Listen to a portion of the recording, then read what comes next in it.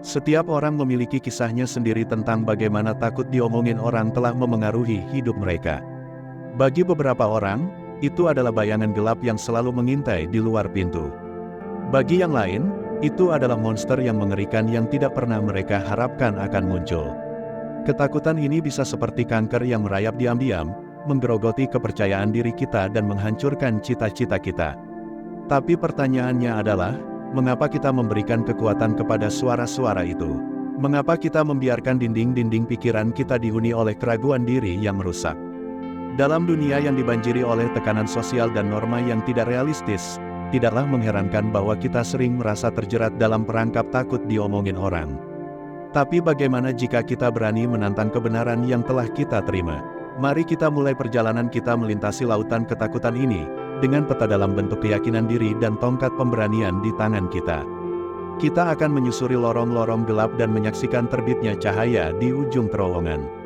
Takut diomongin orang adalah fenomena yang melanda banyak dari kita, bahkan yang tampaknya paling percaya diri sekalipun. Ini bisa muncul dalam berbagai bentuk, mulai dari kekhawatiran tentang penilaian orang lain terhadap penampilan fisik kita hingga rasa takut akan kegagalan atau penolakan dalam interaksi sosial. Pertanyaan yang sering muncul adalah, mengapa kita peduli begitu banyak tentang apa yang orang lain pikirkan tentang kita? Apakah itu karena kita ingin diterima dan diakui oleh orang lain, ataukah karena kita memiliki standar yang tidak realistis yang ingin kita penuhi? Mari kita telusuri akar dari takut diomongin orang ini dengan lebih cermat. Mungkin itu berasal dari pengalaman masa lalu di mana kita menerima penolakan atau kritik yang menyakitkan. Atau mungkin itu adalah hasil dari tekanan sosial yang berat untuk menampilkan citra yang sempurna di media sosial. Tidak peduli dari mana asalnya, yang jelas adalah bahwa takut diomongin orang bisa memiliki dampak yang signifikan pada kesejahteraan mental dan emosional kita. Ini bisa menyebabkan stres, kecemasan, dan bahkan depresi jika tidak ditangani dengan bijak.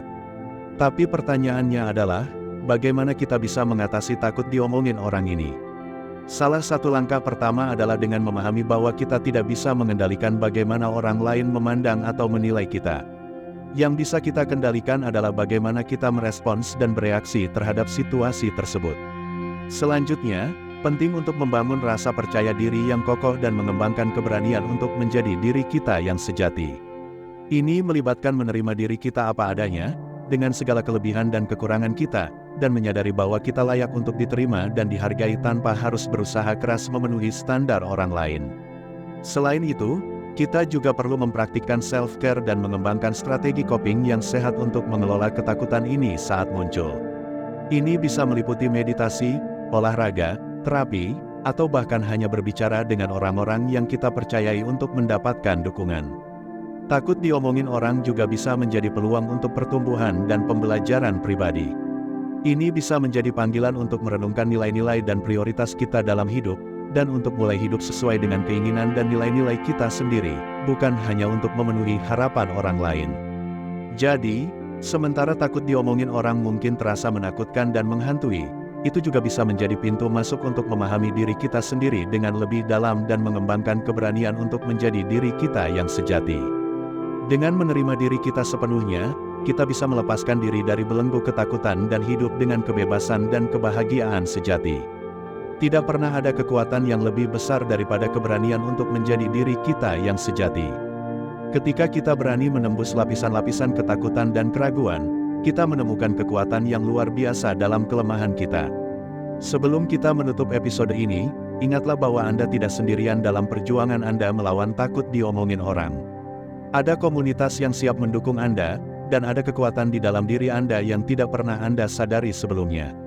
Saya harap Anda mendapatkan wawasan dan inspirasi yang Anda cari dalam perjalanan ini.